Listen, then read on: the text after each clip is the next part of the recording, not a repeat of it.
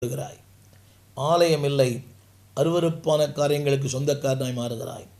ஆலயம் இல்லை, உன் வாழ்க்கையிலே நன்மை இல்லை. திரும்ப திரும்ப ஆலயம் இல்லை, உன்னை நீயே கெடுத்துக் கொள்ளுகிறாய். ஆலயம் இல்லை, அருவருப்பான கிரியைகளுக்கு சொந்தக்காரனாய் மாறுகிறாய்.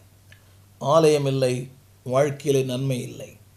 இன்றைக்கி 1000 சாக்குப்போக்கு, வேலை, அசதி, பலவீனம் இல்லை. உங்களுக்கு தெரியல, என்றைக்கு இல்லை அந்த தேவன் இல்லை என்றால் you become man of crucial, you become man of violation, you become man of wicked, you become man of dishonesty. சொல்லிக்கொண்டே போகலாம். இது திருமறையும் சொல்லுகிறது. உங்களுடைய வாழ்க்கையில் ஆல்சோ யூ பிகேம் இம்மாரல். இந்த ஒரு வார்த்தை இத்தனை அர்த்தம் போட்டிருக்கு ஆங்கிலத்தில். You become immoral, you become violation, man of violation. அடுத்தபடியாக அன்பானவர்களே, அந்த தேவன் இல்லை என்றால் you will get immoral desires. அசுத்தமான விருப்பங்கள், அசுத்தமான எண்ணங்கள், அசுத்தமான ஆசைகள். இதைத்தான் திரும்ப அழகாக சொல்லுகிறது.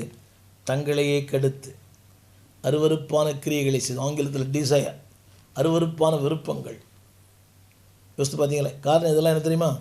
தேவன் மையமாக இல்லை. உன் வாழ்க்கையிலே நீ எப்படிப்பட்ட கூட்டத்தில் இருக்கிறாய்? இந்த முதல் கூட்டமா, இல்லாவிட்டால் நீதிமானுடைய கூட்டமா?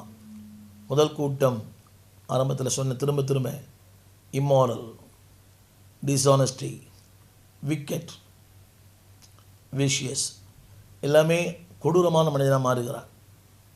அவன் பிள்ளைங்களும் அப்படியே மாறுவாங்க, சந்தேகமே இல்லை. ஆனால் கர்த்தர் நீதிமானுடைய சந்ததியோடு இருக்கிறார். இதுதான் 24ஆம் சங்கீதத்தை வாசித்தோம். தேவன் அவர்களை தேடி விசாரிப்பாராம். அவர்கள் சந்ததி சிறப்பாக இருக்குமா?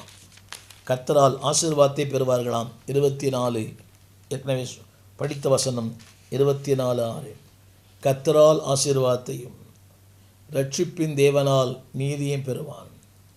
அன்பானவர்களே, அவருடைய வாழ்க்கை 7ஆம் வசனம் 24:7 உயர்த்தப்படும். They always lifted in the society. சமுதாயத்தில் உயர்த்தப்படுவார்கள், ஜாதிகளுக்குள்ளே உயர்த்தப்படுவார்கள். அவருடைய அடுத்த வார்த்தை, மகிமையின் ராஜா அவருடைய வாழ்க்கையிலே உட்பிரவேசிப்பார். என்னை கேட்டுக்கொண்டிருக்கிற அன்பு தெய்வ பிள்ளையே, உன் வாழ்க்கையில் உன்னுடைய தீர்மானம், தேவன் எங்கே இருக்கிறார்? தேவன் இல்லை, அது மதிகேடுன்னு சொல்கிற வார்த்தை, அது அடுத்த விஷயம். வாழ்க்கை தேவன் இருக்கிறாரா? நேற்று இருந்தார், இன்றைக்கு இருக்கிறாரா?